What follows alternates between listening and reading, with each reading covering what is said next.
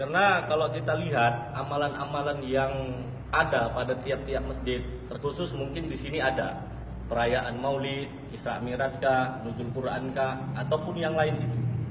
Saya rasa bertentangan dengan Al-Maidah ayat 3. Karena di sini Allah katakan, pada hari ini telah aku sempurnakan agamamu untukmu. Ayat ini menerangkan seluruh ayat telah turun kepada Rasulullah. Kemudian Rasulullah mencontohkannya. Nah, maka dari ayat ini kita tahu bahwasanya yang tidak ada dari Nabi, yang tidak dikerjakan Nabi, pada saat ini semua muncul. Bukankah ini bid'ah? Makanya saya anggap bahwasanya Al-Maidah ini telah sempurna, jadi tidak perlu lagi amalan-amalan yang di luar Rasul. Ya. Di situ dikatakan agama sudah sempurna. Pertama, kita sepakat nggak dalil kita Quran dan hadis? Sepakat. Quran satu, yang kedua hadis. Yaudah. Nah, hadis itu apa? Hadis itu sesuatu yang disandarkan kepada Nabi. Jadi jangan nanti ketika kita sudah sepakat hadis itu sesuatu yang disandarkan kepada Nabi, ya, lalu di lain waktu nanti berbahasa kapan Nabi nyontohkan. Kita udah sepakat hadis itu sesuatu yang disandarkan kepada Nabi. Berarti kan boleh jadi perkataan Nabi, boleh jadi perbuatan Nabi. Kita ambil dua ini aja lah, nggak usah lagi yang lain. Dua inilah kita ambil dulu. Kalau Nabi tak buat dan Nabi ternyata berkata tentang itu, maka kita menjadi sunnah dari perkataan Nabi, bukan dari perbuatan Nabi. Andai kata pun Nabi tak buat dan Nabi tak mengatakan, kita masih ada satu dalil lagi. Apa itu? Al-Quran. Dan ini menjadi rujukan yang pertama. Makanya dalam dialog kita yang lalu tentang masalah kenduri kematian, kita kan udah sepakat tidak boleh menentang Rasul, tidak boleh menentang Allah. Tentang masalah keluarga orang yang meninggal, siapa itu namanya, keluarga Ja'far yang meninggal. Apa kata Nabi? Berdasarkan sunnah, Nabi menyuruh sahabat membuatkan makanan untuk keluarga Ja'far. Ini nggak boleh kita tentang. Cuman kan dalil kita kan Quran satu, hadis satu. Nah, yang dari Quran mana? Kan ini yang saya katakan, orang yang menafkahkan hartanya dengan di waktu lapang dan sempit. Ya. Sedari Al-Quran dibolehkan ini bersedekah. Dari hadis dianjurkan, ya, jiran tetangga untuk bersedekah, dianjur. Kalau dari sini dibolehkan. Jadi ginilah Ustaz, kalau mau kita kaitkan dengan hadis yang dari Aisyah, man ahdasa fi amrina. Nah, justru karena itu, makanya memahami hadis itu, man ahdasa, siapa yang telah mengada-ngada, ya kan? Yang telah mengada-ngada fi amrina. Itu kalau mau dibedah khusus, nanti kita cari waktunya. Ahdas dengan af'al itu beda loh. Yang Nabi bilang yang ahdas, bukan man af'al. Yang kedua kata fi amrina, berarti keluar yang bukan amrina. Yang ketiga ma laisa minhu, sesuatu yang enggak ada darinya, kan gitu. Baru itu ditolak. Jadi siapa yang mengada-ngada dalam agama ini yang enggak ada darinya, itu ditolak. Apa yang mau dibahas? Mau bahas orang baca Yasin di tempat duka. Yasin itu yang dibaca itu ada enggak dari agama? Dari agama. Ada. Maka kalau ada berarti enggak ditolak. Yang ditolak yang nggak ada dari agama, kan begitu. Ini fokus pertanyaannya kemana ini sebenarnya? Ke agama. Kita tadi kan sepakat agama telah sempurna. Oke, kita arahkan ke sana. Jadi supaya lebih jelas, kata sempurna itu ada di dalam surah Al-Maidah ayat 3. Pada hari ini telah kesempurnakan agamamu untukmu. Saya bertanya sekarang, sempurna yang dimaksud apakah sempurna apa adanya? Ini sempurna apa adanya? Atau sempurna sebagai contoh? Coba pilih. Yang pertama Ustaz, sempurna apa adanya. Sempurna apa adanya. Oke. Nah, berarti setelah turun ayat ini sempurna lah sudah kan? Habis. Semua. Saya tanya, mana duluan turun ayat wa tammat kalimatu rabbika dan al yauma akmaltu lakum? Wa tammat kalimatu rabbika. Telah tamat kalimat Tuhan. Kan ada ayatnya. Ada kan? Telah sempurna kalimat Tuhan. Ayat itu dengan pada hari ini kusempurnakan. Mana duluan turun? Saya nggak jawab. Nah, itu dulu. Nah, kalaulah sempurna apa adanya, baca sejarah. Apa yang dibuat Aisyah setelah Rasulullah wafat? Apa yang dibuat Abu Bakar, Umar, Utsman, Ali, Zaid bin Haris setelah Rasulullah wafat? Apakah mereka semua ini oknum-oknum menandingi Tuhan? Sehingga dia telah menyempurnakan sesuatu yang tidak?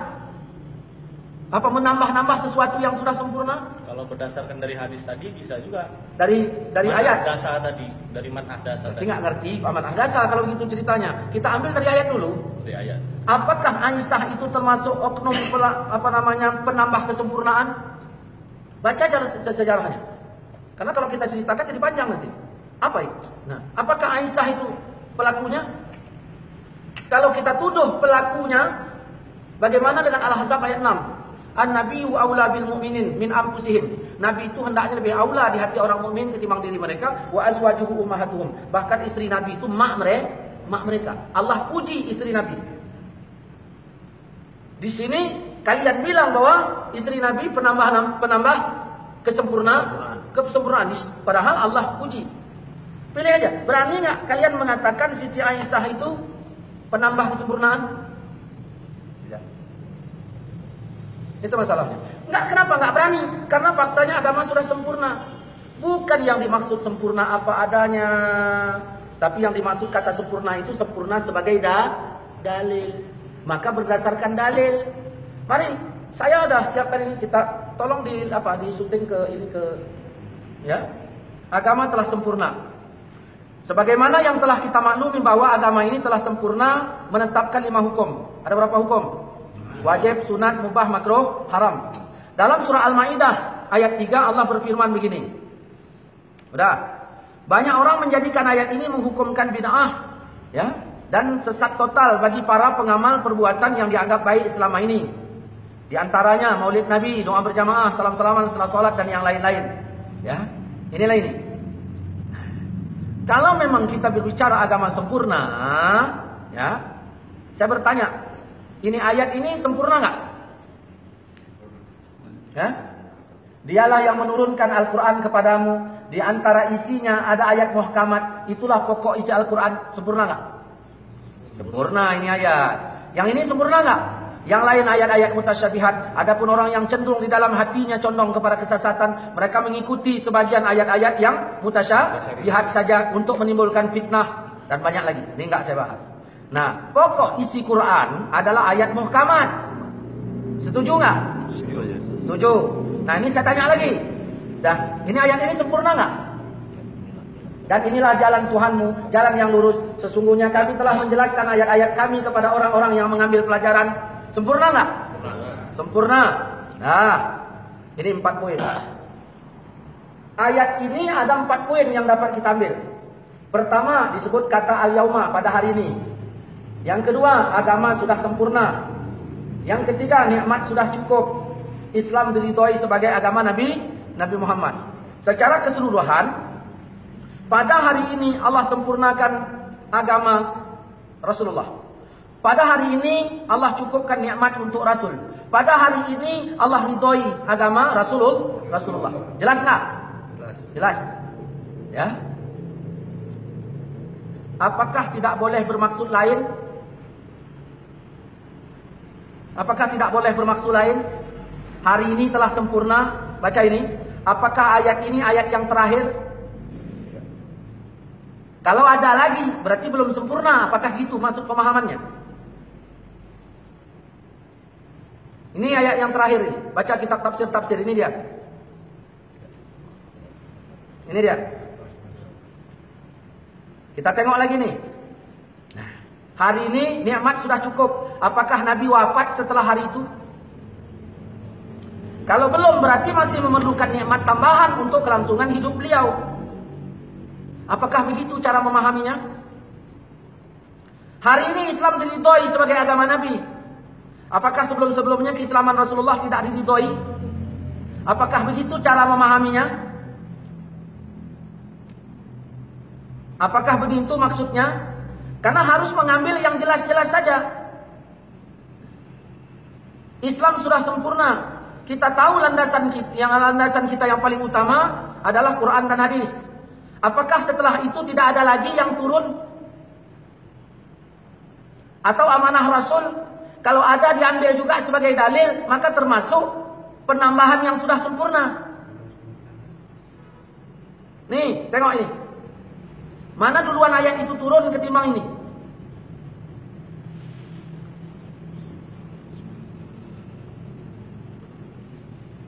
Aku berpesan kepada kalian supaya bertakwa kepada Allah, mendengar dan patuh kepada pemimpin, walaupun pemimpin itu orang yang berkulit hitam. Karena barang siapa yang hidup di antara kalian setelah aku wafat, niscaya dia akan melihat perselisihan yang sangat banyak. Pada saat itu hendaklah kalian mengikuti sunnahku dan sunnah, ya, khalifah yang telah mendapat petunjuk dan cerdik pandai. Pegang teguh-teguh semua itu dan gigitlah dengan gerahammu. Jauhi perkara bid'ah, karena semua bid'ah itu sesat.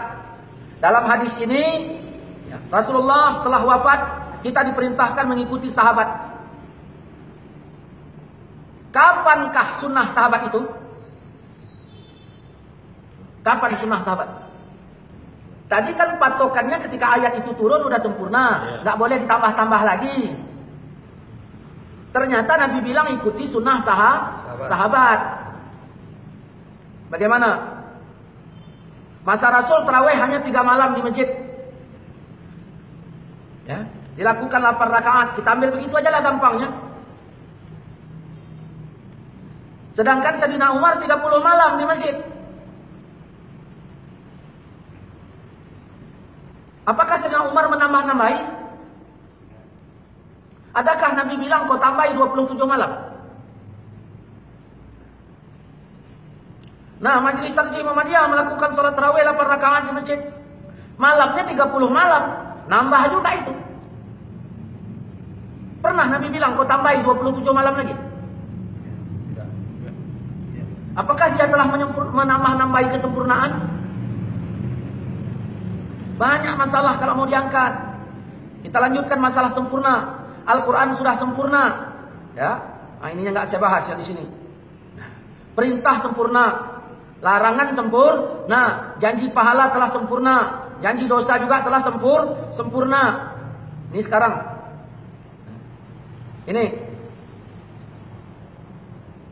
Kita lihat di sini hadis. Dari Mu'az bin Jabal bahwasanya Rasulullah ketika mengutusnya ke wilayah Yaman, beliau bertanya kepadanya, "Bagaimanakah kamu memutuskan perkara yang diajukan kepadamu?" Jawab Mu'az apa? "Saya akan memutuskan ya dengan Al-Qur'an." Rasul bertanya lagi, kalau tidak kau temukan dalam Al-Quran bagaimana? Jawab Mu'az dengan sunnah. Rasul tanya lagi, kalau nggak ada dalam Quran dan sunnah bagaimana? Aku mencurahkan pikiranku tanpa ragu sedikit pun. Mendengar jawaban itu, Rasul meletakkan tangan ke dadanya seraya berkata, segala puji bagi Allah yang telah memberikan taufik kepada utusan Rasulullah hingga menyenangkan hati Rasulullah. Tengok ini. Nabi menyuruh ke Yaman. Tugasnya berdakwah, memutuskan perkara hukum Allah. Beliau berijtihad, ya, mendahulukan Quran, kemudian sunnah. Beliau berijtihad bila tidak ada hukum yang ditanyakan itu dalam Quran dan sunnah. Nabi setuju, senang atas ijtihad Mu'az hingga Nabi mengusap dada beliau dan mendoakannya. Nabi tidak melarang Mu'az berijtihad dan Nabi juga tidak membid'ahkan ijtihadnya. Saya tanya, ijtihad itu keluar setelah agama sempurna apa belum? Saya tanya lagi, Islam ijtihad itu keluar setelah agama sempurna apa belum? Setelah agama sempurna. Apakah ijtihad itu termasuk menyempurnakan yang sudah sempurna? Nih. Ini menunjukkan bahwa perkataan Wahabi, ya, perkataan kalian-kalian, setiap yang tidak dicontohkan Rasulullah itu adalah bid'ah, sangat tidak sesuai dengan sunnah Rasul. Artinya pendefinisian bid'ah, fi'lun ma lam yu'had fi asri Rasul, perbuatan yang enggak dicontohkan di zaman Nabi itu tidak sesuai. Jadi kalau sudah acuan yang enggak sesuai, bagaimana lagi mau dikait-kaitkan?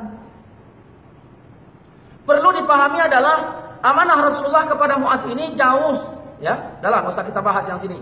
Payah. Nah. Ini lagi kita tengok.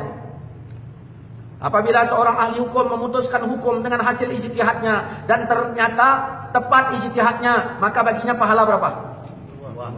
2. Nah, apabila memutuskan hukum dengan hasil ijtihadnya ternyata keliru, maka baginya berapa? 1. Mungkin kalian bilang bukan, langsung bid'ah dalalah. Enggak begitu. Maka bertanyalah kamu kepada orang yang punya ilmu jika kamu tidak mengetahui.